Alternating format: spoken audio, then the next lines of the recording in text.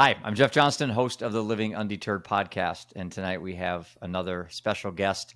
I had the honor of being on her show, and now it's payback time. Kristin Sparks, welcome. What an opening, right? Drag you onto my show. That's an awesome opening. Well, actually, I prefer being guest first. And then depending how that goes, I get you on my show, and it can be torturous or we can have a lot of fun. But I had a blast on your show. I had a really good time. Well, thank you. Thank you and I seemed to hit it off well. I enjoyed you, yes. I think if I remember right, we could have talked forever. So thanks for being on the show. Why don't you just tell us a little bit about Kristin, and we'll dive into stuff. Sure, absolutely. I am the CEO and founder of WRAR Inc., and Voice is Our Power is my tagline. And voice comes in a multitude of different ways. It can be through speaking, podcasting, art, jewelry making, crafting, anything that you do that expresses yourself.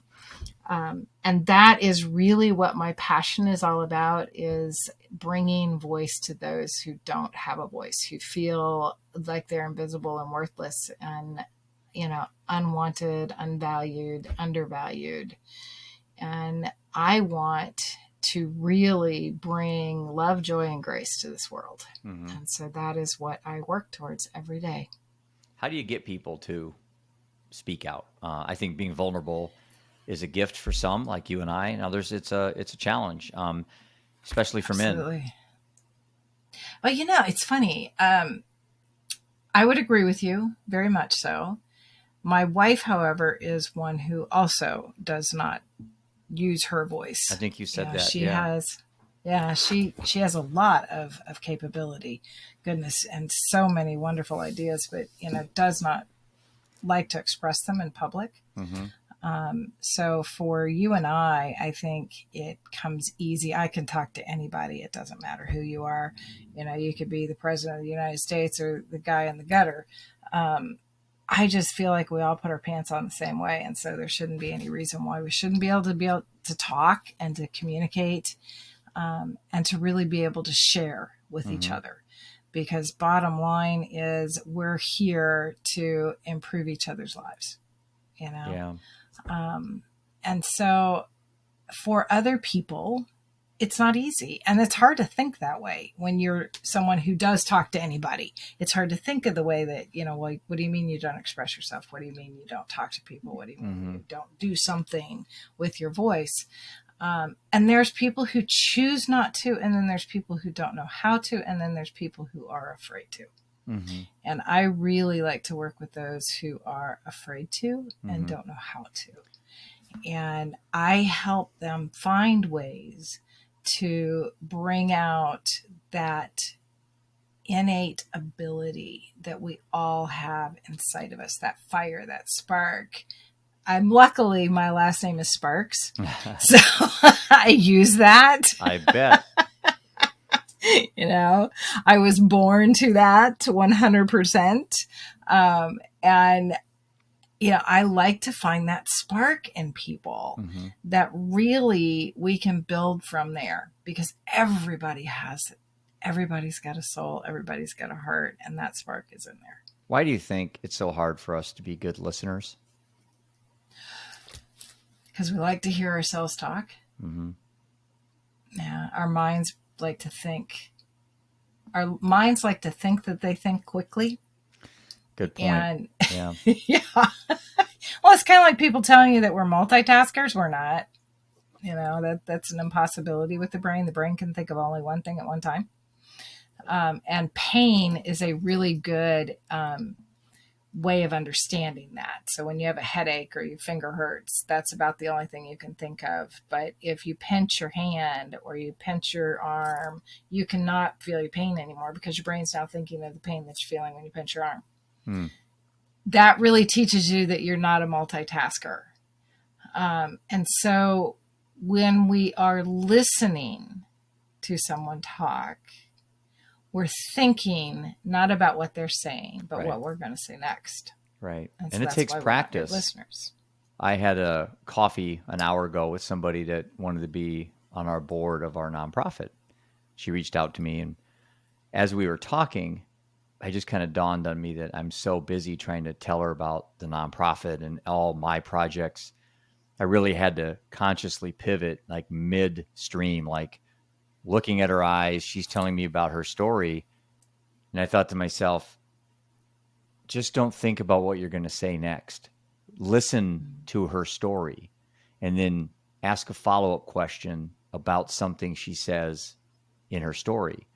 So instead of saying, oh, that's great, Kristin. Yeah, but it reminds me of a time when I was a kid. It's like all of a sudden it's about you. And I just think that's a human engineering problem.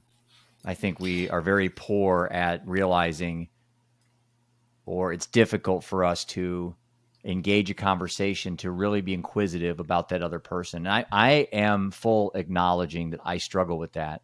I'm horrible at names. You could say, hi, I'm Kristin Sparks, and in 2 seconds, I'm so worried about what I'm going to say. Am I going to ask her about her job? I'm going to ask her about her marriage. I'm going to ask her about, her podcast. And so I don't even remember your freaking name. And I'm standing there going, oh my God, she just told me her name. And now I'm already distracted. Now I don't remember the question I asked. And I'm a train wreck. And it's like, I got to get better at this because I'm supposed to be pretty good at this public speaking stuff. But we all have to get better at it. We all have to get better at it. We do. We really do. So how do I get better at it? Tell me. Okay. First thing that I do when I am talking to somebody, I will focus on, especially with podcasting, because for me, my computer screen sits so much higher than you from my camera that if I were to look at your eyes, I'm never going to be looking at my camera. So podcasting is a little different than when I'm having a conversation one-on-one with you, or even, having a Zoom conversation with you. So the first thing that I do is I put my finger over my lips. That's a conscious way for me to say, do not think, do not talk. Just here. That's the only thing you got to do is just here. And that allows me to really stop the noise and just listen. Sometimes I do one, sometimes I do two, and I do it like that it's not so noticeable. Yeah, you're not going. It's not like both hands over my mouth. Yes, mouth. Yeah, exactly. And big elephant ears on. Yeah, no, I try to do it as nonchalantly as possible, and make it part of who I am. And now it's become that way. Right. But that's my conscious way of saying shut up. The second thing I do is I consciously say to myself when I'm getting into a conversation, when I ask a question, that I'm asking a question. I need an answer. If I knew the answer, I wouldn't ask the question. Right. I really am interested in what I'm asking. Right. So if I just ask, hey, how are you? I don't care what you answer me. Because more than likely, I'm already thinking you're going to say I'm fine. And I'm already off to my next question, Right. Exactly. But if I really want to know the answer to something, I need to listen. So I need to ask an intelligent question. And I need to remember that I'm only human. And sometimes my mind will wander just like it does when I meditate. And that's okay. Bring it back. There's something about the torturous aspect of a pause. And I know great speakers, when you're not having a conversation, you're speaking. Pauses are great. But in the midst of a conversation, they almost seem uncomfortable. It's almost like you're not interested. So you're off somewhere else. So I've had this problem where I don't like dead time in conversations. Now, if I'm speaking to you and I'm at a presentation in front of 50 executives, those pauses right there, 3 or 4 seconds, are really good. But in a conversation with somebody, I have a hard time with pauses. And I even have a tough time with eye contact sometimes. I like to look off and think and kind of wander in the middle of a conversation, which for me, it's more uncomfortable to gaze into somebody's eyes and have a conversation. It's just, I've never been comfortable. I'm comfortable in front of 100 people, but I'm not comfortable one-on-one looking into someone's eyes. Isn't that weird? No, it's not. Because when you look in someone's eyes, you're looking at their soul just like you are when you look at your own. How many times have you actually, just let's take an example of brushing your teeth. How many times when you're brushing your teeth do you look in the mirror and physically look into your own eyes? I do now because I meditate in the mirror. It's a great, there you go. It's a great, I think anybody that's into meditation, that's one of the exercises we did one day. And we just looked into the mirror, and after a few seconds, it's horrifying. It's like, okay, it's like, yeah, it's an odd thing to do. It really is. It's like, it's also odd, like trying to look at yourself from outside of your viewpoint, like try to see you from 10 feet away for an extended period of time. Right. I can do a glimpse, but it's hard. It's really hard. I do. Jack Canfield teaches the mirror exercise. I know who he is. And I found, I made up my own commercial, love letter commercial to myself.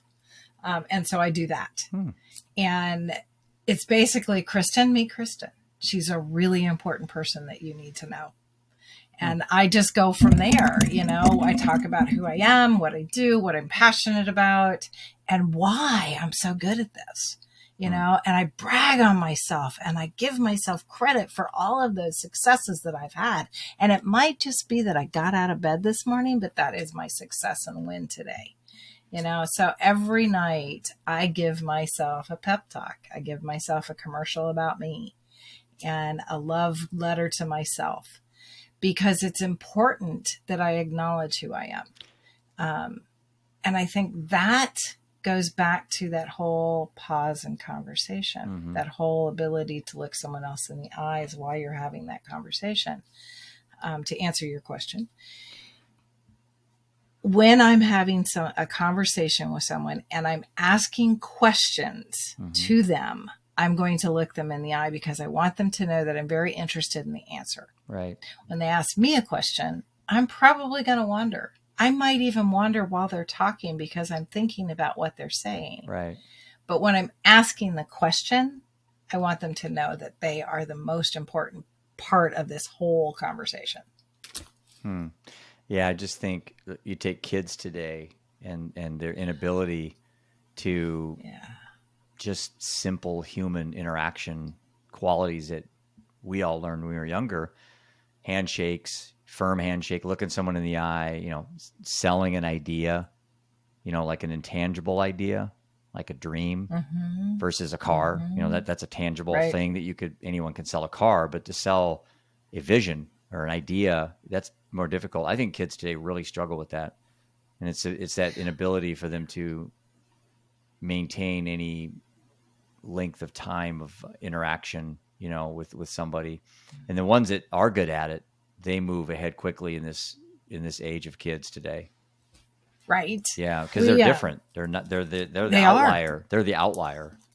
They are, totally. We just had a young man that was voted into the Congress. Yeah, I saw that. 24 years old. I saw that. Yep. And I'm guessing right now he looks in the eyes. He has great speaking skills. He's not looking off. Does. He's not on his phone playing. Probably is, but not when we see him. But right. I mean, even I spend time on my phone, but I still want to have conversations with people. I had for the first time in a while, I got to travel by myself. And that literally has been 10 years since I have done anything by myself because of my injuries. But it was an amazing experience. I used to travel for a living and I missed that. I didn't realize how much I missed it until I did it. But what I missed was the interactions with people. Yeah. Because when I travel with a companion, I talk to them. I don't talk to everybody else around me. And so here I am by myself. And so you start conversations. I started conversations with people. And it was amazing. I mean, that connection with story is so incredible. I met some amazing people. This is where I go back to COVID, how a blessing it was for me, because COVID forced me to do like the podcast. And think of the people I met, you've met, that I never would have met had it not been for COVID. Because Right? I never would have done a podcast had I not been just stuck at home. With attention deficit and COVID was a disaster. And plus, I Right. wasn't drinking, so I'm sober. Yeah, that's always a problem. I'm right? sober. I have attention deficit, and I can't leave my house. It's like, Yeah. oh my God, I got to do something. So podcast was normal, and man, the people I've met have just been. I mean, now I was lucky. I didn't lose anyone to COVID. You know, if my dad would have died, say, of COVID, I'd have a different mindset. But Right. and I know many people were affected by that. But even my son's death allowed me to stay home for a year and work on my book. And you know, I was still drinking for the first year after he died. But I guess where I'm going with this is that things like COVID that can be framed as catastrophic can also be framed as opportunistic. You know, and as blessings. Yeah, and it's amazing the power of reframing. And I know people that follow me probably get sick and tired of me talking about this, but I was listening to a podcast, one podcast that you should listen to. If he ever came on my show, I'd probably quit because he's your dream guest. Well, Scott Barry Kaufman's his name, psychologist, and he's got a podcast called The Psychology Podcast. That's what it's called, The Psychology Podcast. And he's Dr. Scott Barry Kaufman, and he does this whole movement on positivity, basically. And his new book's called Choose Growth, which he's autographing for me and sending to me. I reached out to him on Twitter and asked. I said I'd donate $200 to a charity of his choice if he autographed it and sent it to me. And so he said, "Yeah, cool." Yeah, but I just listened to his most recent guest, and she was amazing. I think her name was Whitney Johnson. I can't remember, but she's a pretty big speaker. And she was talking about, you know, this S-curve idea about positivity and about, you know, and you could take the S-curve and apply it to everything. You know, you have this excitement, dopamine rush, and then you kind of get to a point where fear kicks in. And then, you know, then you have the back, you know, then you kind of have the, I don't want to do this anymore. And then you have the second rush. And she said that S-curve is so applicable to so many things in life. And, you know, Scott talks about, yesterday in the podcast I was listening to, he's talking about post-traumatic stress. And he's like, why can't we just call it potential traumatic stress? I mean, change a word. And it's like, what's the other one that comes up a lot? Survivor's guilt. Call it survivor's opportunities. You know, just little tiny things like that. I think we're brainwashed to accept the narrative. And I don't think we ever have to call it post-traumatic growth. I mean, post-traumatic stress. We could call it post-traumatic growth. We could call it potential traumatic stress disorder. So it's potentially stressful. Right. But once you say post, then you're basically saying it's stressful.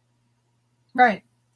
But I don't know. I'm very intrigued with the psychology behind mental health and about how we can get out of this mess without taking more pills, without going to more therapy, without having more diagnosis, without being told that our human coping mechanisms like fear and anxiety and stress, those are human parts of what kept us alive, you know?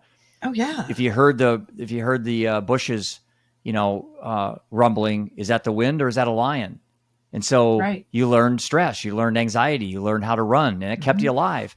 We tend to want to bury all these now. Like all these self-help books are like, you know, conquer anxiety, conquer stress. I'm like, I don't think it's a bad thing to have all these things. I think it's what makes us human. And if you got to learn to keep them short, you know, and not have them become all encompassing.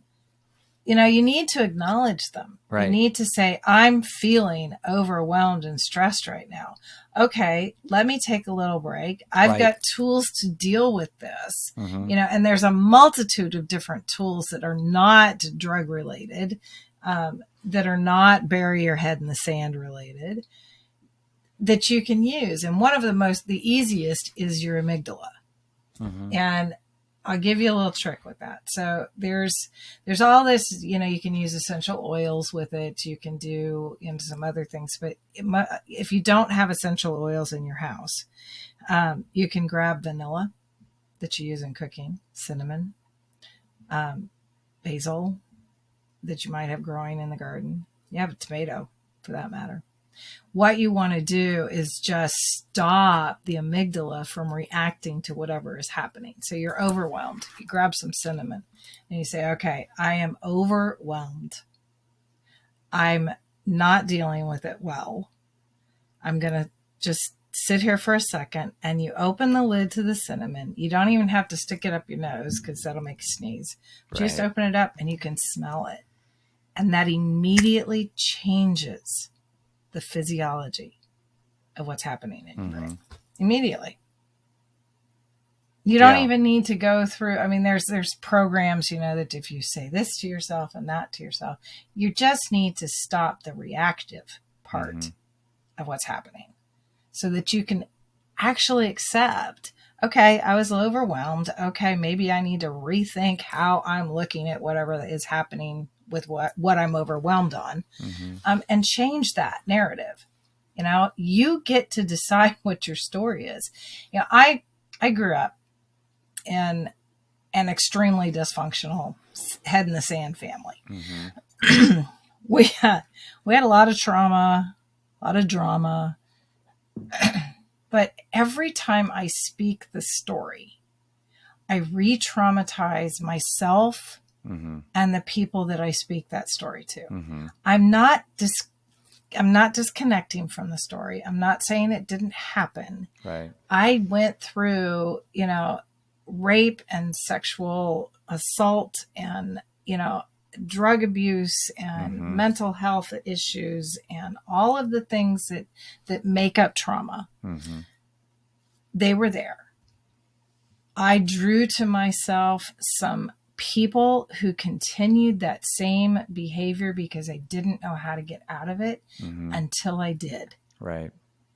And I will always have that as my foundation. But I don't have to relive it over and over again. I get to be the hero. I figured it out. Okay, how did I do that? There's a multitude of steps that I took to do it. And I share those in the book that's coming out next year. But what my point is to this is we have tools to take care of these things. We have tools that we can use, and we have people we can reach out to. If we need outside help, we can reach out to psychologists and right. Oh my gosh, the things that COVID brought us, the blessings. Yeah. We don't have to even get in our car and drive 45 minutes to find a really good therapist. Right. We can just get online and do it now. Heck, you don't have to. You don't have to get in your car to go get food anymore. No. COVID created the delivery, Uber Eats and all that stuff. And Publix delivers. Sam Harris is a person I follow. Sam Harris has the Waking Up app, that's the app I meditate. But Sam said something that I steal from him. I really like. You're always free to tell yourself a new story about your past. Yes, you are. And you can't, change the past, but you can tell yourself a new story. And what the story would be, and again, I really appreciate you sharing what happened to you. It takes a lot of courage, and I know this isn't the first time you've ever shared that, but I think each time you do share it, it builds a little bit of wall, builds a little bit more, protection for you in a way. Whereas if somebody who doesn't talk about it for 30 years and then they bring it up, it all comes rushing back. And I'm that way with Seth and Prudence, Kristin, in that when I talk about them every day, I kind of like letting out a little air out of the bubble each day, just boom, boom, a little bit. So I'm not waiting one day like their death date and then boom, it all comes crumbling down. I spoon feed myself all year long.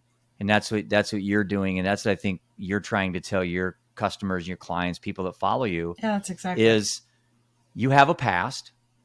You can't change the past. No. And even if you could, I wouldn't. Right, Not because in a million years. It's who you are today. And the simple fact that if we could change our past, it'd be like if we didn't die, if we lived forever, there'd be no reason to live. Right. Because death is what creates the value in life. The fact we Oh, know so we true. know it's Absolutely impermanent. so true. And if there was a pill that you could take and you would never die, I think we'd be miserable in immortality. Well, they're coming up with one that they think can keep us alive for 200 years. That's a long ways to Now, becoming immortal. it Because in the is. blips of time of history, 200 years is That's still a nothing. second. Yeah. Yeah, right. Yep. What could we do with that extra 100 years? I think that's awesome. I hope that the body could accommodate it, because it's one thing having your mind alive for 200 years, but if you're in a vegetative state. No, I want quality, not quantity. Right. Thank you. Right. No, the science is amazing on human longevity, and it's exciting. I think this is the first time that the last couple of years where life expectancy actually dropped. We've had a drop and then a lot of it was because of overdose and COVID and all the deaths that kind of happened.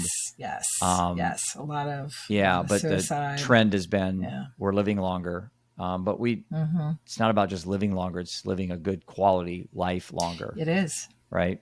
It is. And, we can make quality even out of the quagmire. Mm-hmm. We can make space for all of that trauma that we have endured, that we have persisted through, and make space for quality even out of that, because like I was saying, it's a foundational part of who I am today. Mm-hmm. And I could not be where I'm at had I not gone through that.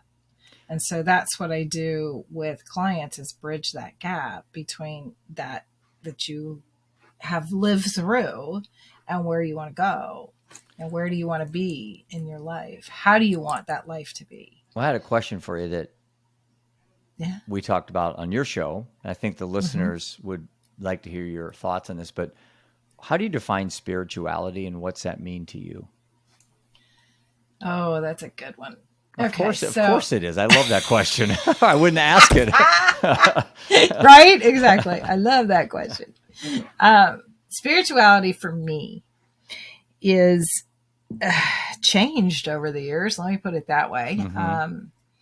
One of the sexual traumas that I had was being gang raped during my confirmation classes at church. Holy cow. So I went from, right? Wow. That wasn't how. I went from being a very spiritual in religion to absolutely not believing in God, whatsoever. Literally overnight. Overnight. And, couldn't really tell anyone because of the family issues at the time. And so I buried it. I buried it until it was brought up to me in 2020. It was brought up to you in 2020. It was totally put in my face. I was writing, and I was writing what I just was writing, and I love to write. So there wasn't anything in particular that I was writing. I was just writing, and I went back and read what I wrote, and I went, "Excuse me? Wow. I don't remember this at all." You honestly, it was a repressed memory, and you just in writing. That's amazing. Yeah. Just 2 years ago. And it was right before I had, for me, a spiritual out-of-body experience. So I wrote this, and I read this, and I went through some major ahas, like, well, this makes so much sense now. Now I understand where my religion went to. My parents had been pretty religious when I was growing up, Methodist, not like born again or over the top. But, we went to church and we did, we practiced every Sunday. So for me to go from that to, I remember walking into my parents' bedroom the morning of confirmation and going, "I'm not going." And they were, totally taken aback. And I was 11, I think, at the time. Wow. So and I was not like this. I don't do things, Right. but that day I absolutely 100% was. So in 2020, it came back to me through writing, and a lot of stuff will come through when you're writing. And I know you know that because you're a writer as well. Right. And so I dealt with that. I, did what I needed to do. I got some professional help, work through some of that. And at the same time, I had this out of body kind of experience, which were you changed sleeping my or were you? Nope, I was wide awake sitting at my desk. Really? Again, yes. And this was I think recently? my desk has something. No, that was in August of 2020. So this happened in had to have been June. That happened. I started doing some counseling. Then I had this out of body experience, a total out of body experience, that I was taken to what I call the ocean of life and by angels. And we talked about this whole concept of spirituality, the body that they call the weird. I don't know if you know what that is, but it's like the gossamer that holds us all together. Okay. It's the weave. If you were to look at what the universe looks like from 10 feet away, you were talking about being able to see yourself 10 feet away. Right. That's kind of what you would see is this outlying gossamer. And it holds everything together. Life, it holds and the this spirit, is what you saw in your out-of-body experience. Yeah. How long did it last? That's what I'm seeing. I really couldn't tell you. I wasn't timing it. I didn't look at the clock when I got back. When you came out of it, did you realize what you went through? Oh yeah. And it wasn't a vision.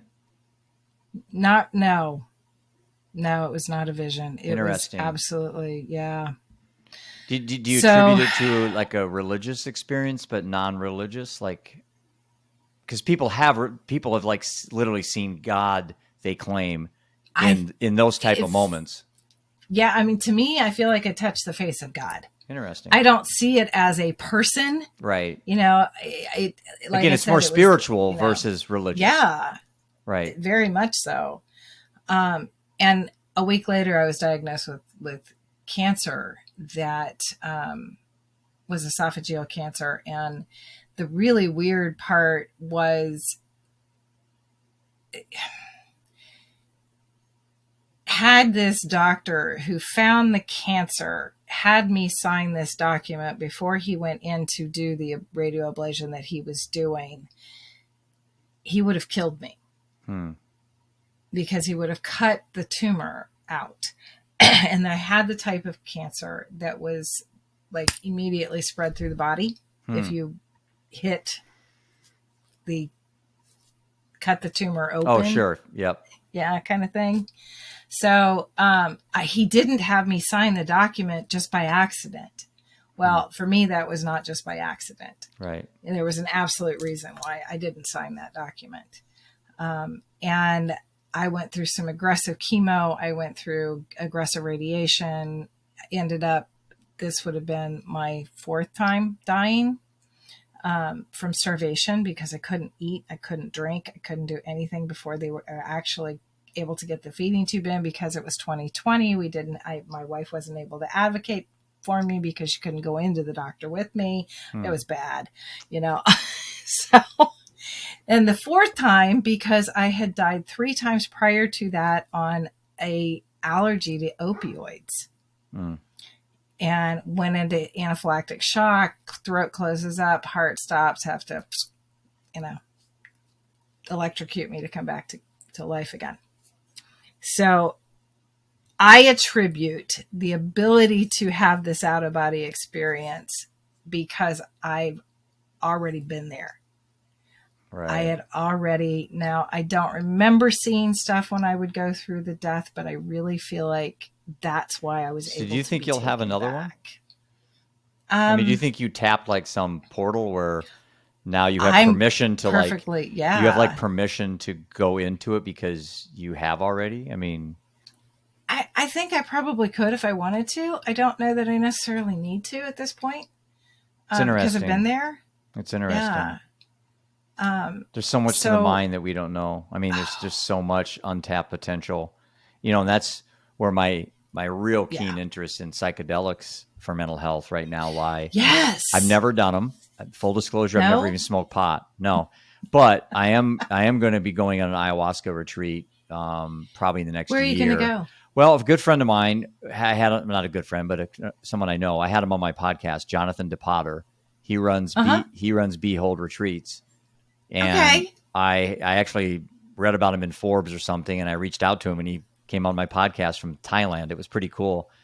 And that's on my archives if anyone wants to hear it. But we did talk a lot about this. And, I'm coming from the lens of an open-minded human that plant-based medicine has been around. These plants have been around longer than we have. And the indigenous people have been using them long before, pharmaceutical companies were invented. And I think we need to maybe possibly revert back to old school methods, the way we're dealing with mental health. And I guess my saying has always been, Kristin, if what we were doing was working, we wouldn't need to be even entertaining these options. But what we are doing is not working. And there's more miserable, unhappy people than there have ever been in the history of humankind. Yeah, there's no question. Exactly. And we can just keep going down the same road with the same tools, or we could say, you know what?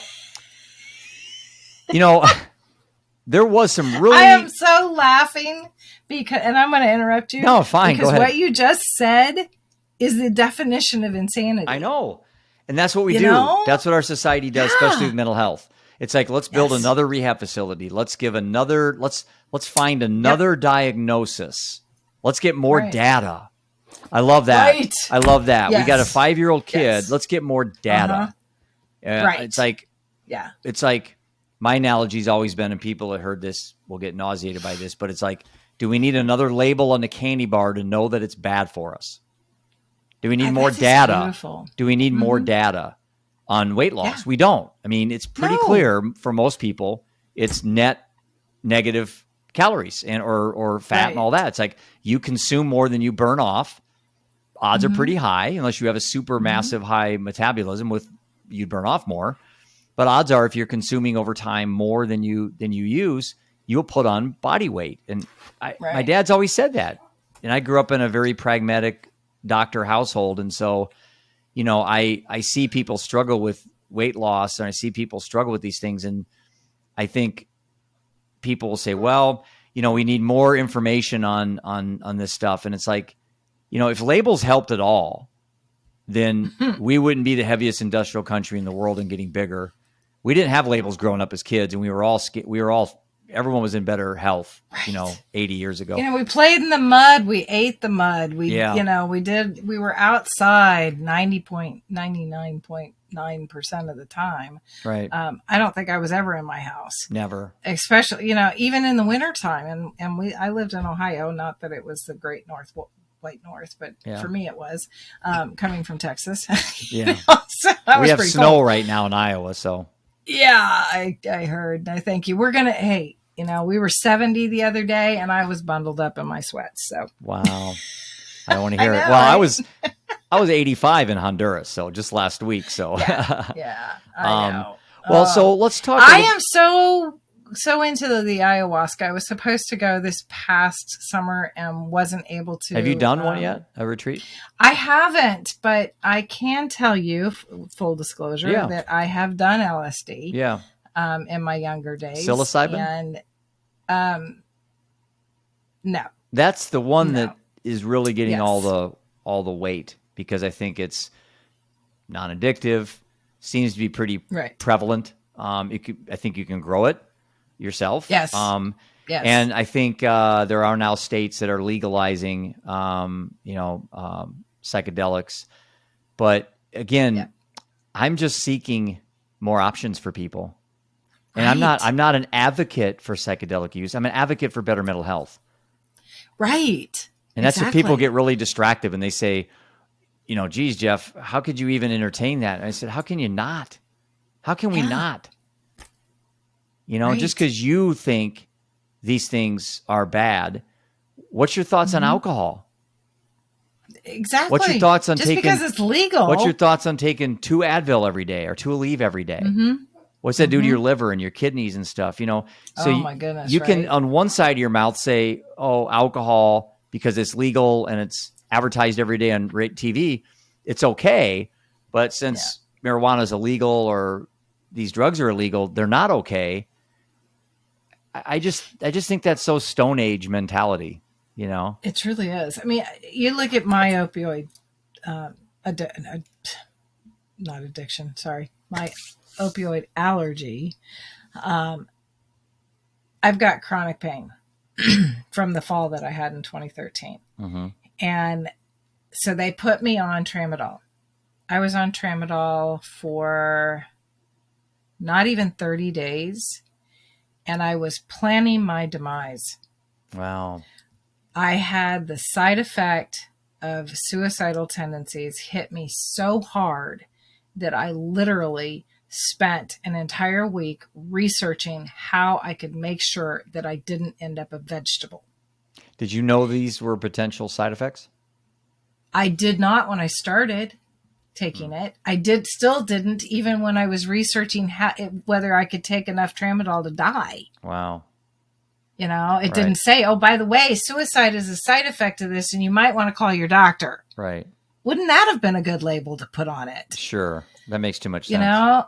No kidding. So I'm figuring out a cocktail of things that I have in the house that I can put together, not necessarily an alcohol cocktail, to make sure that I die. Oh, and wow. Here comes my wife home early from work. So what are you doing? Well, I'm planning my demise with my cocktail. What do you think? That's what you said? And it just came out of my mouth. Yes. We can laugh about it now, but... Right? I lived, so I am very happy about that. Yeah. And she literally, the look on her face and I'm sure mine was like, I can't believe I just said that. Right. What am I doing? Right. And so I was taken from this horrible place, not mentally, by her picking up and going, okay, we need to do something about this. This is not going to happen. And then having the allergies to the opioids and going through a multitude of different ones, trying to find something to control the chronic pain, and finally had to be just, taken off of everything. Right. And having to figure out a way to deal with overwhelming chronic pain on a daily basis that affected absolutely everything. Because my chronic pain comes from sitting. Who doesn't sit? Right. How do you not sit? Right. Literally, how do you not sit? So I had to find ways that were different, that were out of the box. And, meditation, sitting in a zero gravity chair so that, my head's back and, the weight's on my back instead of on my pelvis, my pelvic floor. All of these different types of tools to, not sit. And I couldn't sit on a donut. That didn't work with because the damage wasn't just the pelvic floor. It was the SI joints, which then everything else, the hips weren't staying together. The spine was collapsing, all of this stuff. So I'm trying to figure out how to accommodate all of these injuries and still have some kind of quality of life. And so over the years, I was able to find, deeper meditation styles, better beds, better doctors who could, put pins in my SI joints and pull everything back together so my hips stopped moving. So that helped with some of that. We tried some of the electronic stimulators that didn't work. But just being willing to try different things helps. So like you're talking about, using LSD and the psilocybin, using the ayahuasca, using marijuana, using, all of these plant-based that, we can grow that are not poisonous to our bodies. Why not? Opioids are absolutely 100% poisonous. For me, it was an allergic reaction. For other people, it's instant addiction that they can't get away from. Yeah. And then they have all of these side effects to them. When you're looking at, I don't know, it just seems to me that we're so quick to accept what has been done and what experts claim. And I think we have a right to find these things out ourselves. I think we should have the ability to make our own decisions on these things, and especially something you can get from the earth.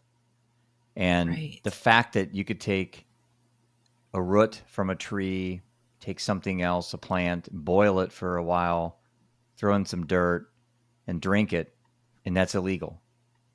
I don't, but we can go and you can manufacture with all these different chemicals and additives and then you can make your own alcohol. That's not illegal. And most of that, some of it's natural, but a lot of it's additive stuff. You're adding chemicals and stuff. TV dinners, McDonald's and the additives that they just take anything you eat and look on the back and look at like added sugars. And we just readily accept that as that's okay for our body because it's legal, but something isn't okay for our body because it's illegal.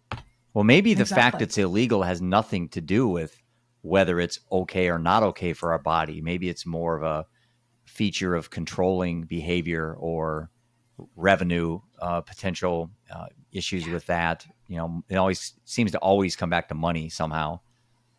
Yes, it does. But wouldn't logic just say that if you made some of these things mainstream legal, still some regulation, make sure 14-year-olds aren't doing this stuff and monitor the best you can. It would seem to me that the dark web seems to me the underbelly of society where people go to get illegal things would dry up. And if the supply was a little more readily available and more regulated, I still think you're going to have the demand. If I take a certain drug off the street, and let's say OxyContin, we stop the prescriptions, which is what happened. They cut the prescriptions down 50%. Deaths went up 100% because people didn't understand that addicts are just going to go somewhere else. Yes, they are. And that's just a very easy example to give about the insanity of people that set the laws. Let's incarcerate those that have possession when the reality is that's not the problem. The problem is this person has a mental health issue. They have a substance use distress order issue. And that's what we should be treating them as, whether it's a disease or a choice. I think you could get split on that all day long. And I think advocates for some things have to have it be a disease because then they can say conveniently you don't have a choice because it's a disease. And that creates an industry in itself to deal with the disease. Maybe easier to get, insurance coverage and things like that if it's a disease. If it's a choice, it's a lot harder. It's a lot more subjective. Yes. And that is very true. Yeah. And for me, alcoholism was a choice because I quit easily. And I know a lot of people can't do that. But I think a lot can, though, and a lot don't know they can yet. Matter of fact, there's more people that quit cold turkey than I think the media wants to give credit to. Yeah. Yeah. I would agree with you 100%. It's funny. You find these choices everywhere in life. You can choose to sit in your trauma. You can choose to sit in your pain. You can choose to sit in your shame, your guilt. You can choose to sit in your alcoholism. You can choose to sit in whatever it is that you choose to sit in. Or you can choose not to. you can choose to be grateful that you're here, that you have an opportunity to live this life. It's an amazing, beautiful, incredible life that we have to live. And this is a good segue into what you actually do, Kristin, because I want to wrap the show up here and talk a little bit about, what you do each day. What's your average person that you work with, and kind of what you envision you becoming in the next 5 years. How you want to help people the best ability that you can. I really like working with groups more than I like. Well, it's not that I won't work individually. I will, because I do love talking to people individually. But I like groups. I really like to spread as much of my information around as I can. And I like to spread joy around as much as I can. So for me, community is extremely important. I like to do my podcast. And like I said, I've got a radio show that's coming up either December, January. And what my really direct thing that I do is work with people on finding a pathway out of the quagmire. If you don't know what that means, it means the muck and the shit. Right. The abyss, as I call it. The abyss. I like to use the word because it sounds good to me. Yeah. But I like to help people find pathways. I like to bridge the gaps. Because we all have these chasms that we think we have to fall into before we can get out, and we don't. Right. We can build a bridge across it. And that's what I do. I build those bridges. And I like that perspective, because I think we have this mindset that you have to hit rock bottom. Right. That you have to go through the worst of times.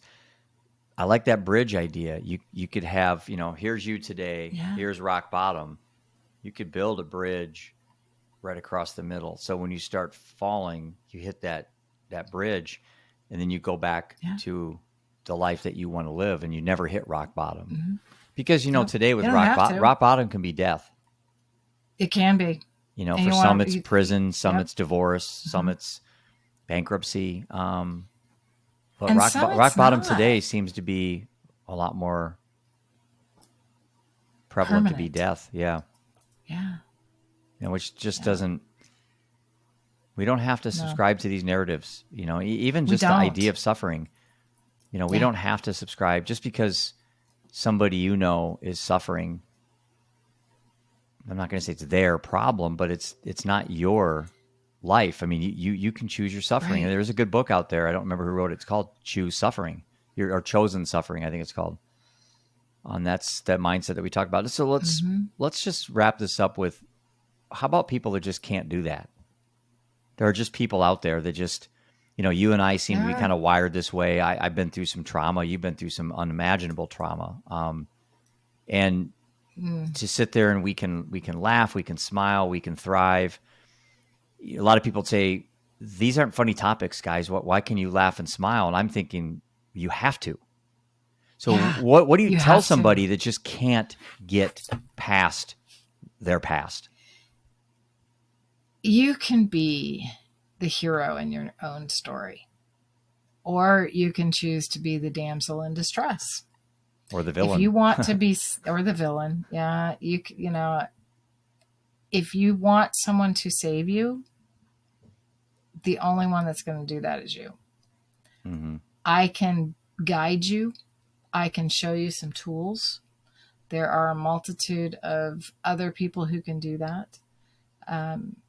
But if you're not willing to work, if you're not willing to allow, it's not going to happen. I like that work. I can love you. I like that work. I do. I think that's, people don't want to work hard today, getting better. An hour at the gym is too much work. Watching what you eat is too much work. Not being on Fox News is too much work. And I just think you're spending so much time unwinding everything that you could have easily just avoided by not participating in these things. Yes. Right? You could. Mm-hmm. It seems so pragmatic, but the reality is most people can't. Most people just, they can. They just haven't found efficient. They don't choose to. Yeah. Well, that seems like what It's your really... mission is. And so how do people reach you? How do people get in touch with you? And what's kind of the best way for people to follow you? The best way to reach me is on my website, and that is www.wrarinc.com. It's RAR Inc. You can also follow me on Facebook, on Instagram. Roar with Sparks is my podcast, and will be also the radio show, so you'll be able to follow me either way. And I am on LinkedIn under Roar with Sparks or Kristin Sparks. Well, it's been a great pleasure to talk to you for another hour. My dog is getting anxious, and it's wrapping up the show, so good timing. He's an older lab, and he waits till he can, and then one bark becomes 2, and then 4, and then, all right, Dad, get off your stupid podcast now and or let me never. Out. Yeah, he's right by his door. Anyway, thanks so much. I really appreciate what you're doing, and I look forward to collaborating more with you as we expand. Yeah, thank you so much for having me. I truly appreciate it. It's been an absolute honor. Well, we're just getting started. We have a lot of work ahead of us, and got to laugh and smile along the way because there's plenty of bumps coming ahead of us, Absolutely.